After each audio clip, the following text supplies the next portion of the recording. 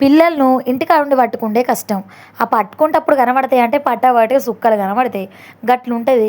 గసొంటప్పుడు without support తోటి మనం బయటికి తీసుకుపోతే ఎట్లుంటది పిల్లలను? అప్పుడు ఏం చేత్తరో తెలుసా?